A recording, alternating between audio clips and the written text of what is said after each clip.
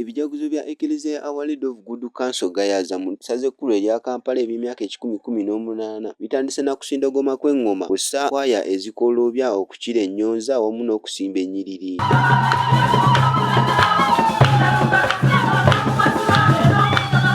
Father John Bosco Kiggundu okuva mu seminale y'e Nswanjere yabadde omutambizi omukulu mu kitambiro kya mmisa ekikulembeddemu emikolo. Asinzidde wano n'akuutira abayizi abadda ku ssomero bakole kibatutte ku ssomero okusinga okwemulugunya ku buntu obutaliimu ekiyinza okubaviirako okusoma obubi. Lwaki tusubuka ku makya nnyo?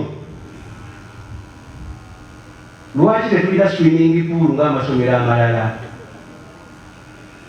Lwaki tetulina father seminary bus abakisubi bagirina? Lwaki ffe tebigirina? Batusala bubi enviiri, ze tubasala baziyita kapata, naye nabo baagala ku kaati. Kakati beewunyira batusala bubi enki ne bongera ku lwaki tunaaba amazzi aganyogoga bwagala hiitaazi mu binaabiro ne showers. Lwaki batuwa ebibuuzo ebizibu mu bigezo n'ebirala bingi bye biri mu bulenzi obwo buto obungugera ne busumuka ne bufuuka obusaaseredooti neera okwemulugunya tekukyuka nnyo. Mu ngeri y'emu Father John Bosco Kiggundu ajjukizza abantu ba Katonda okukuuma obulungi bw'ensi nga beewala okumansa kasasiro naddala obuveera n'obucupa ebiyinza okuviirako okwonooneka kw'ettaka awamu n'obutonde bw'ensi.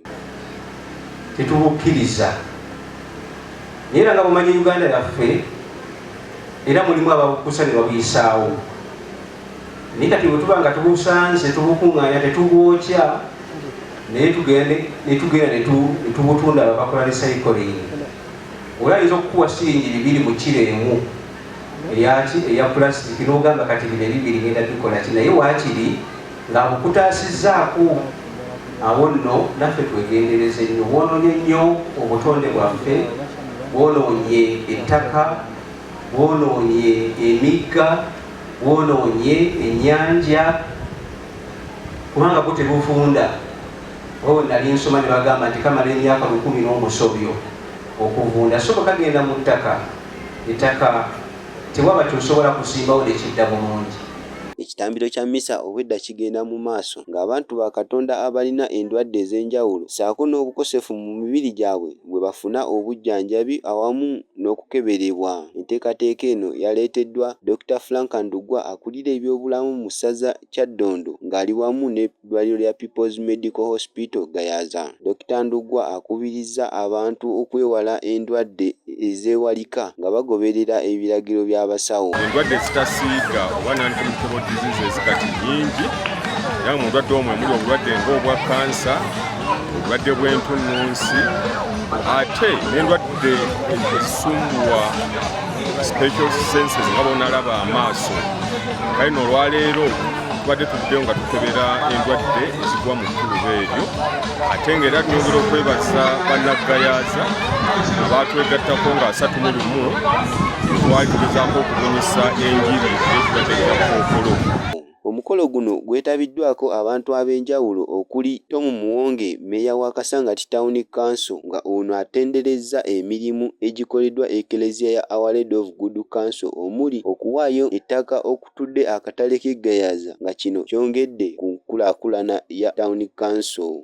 Myaka 18 nga Our Lady of Good Counsel Catholic Church Gayaza Parish tugijaguza. Sookera ddala okwebaza Eklezia olw'omulimu ettendo gwekoze okubanga erungamya abantu baffe n'obatambuliza mu kkubo lya Katonda.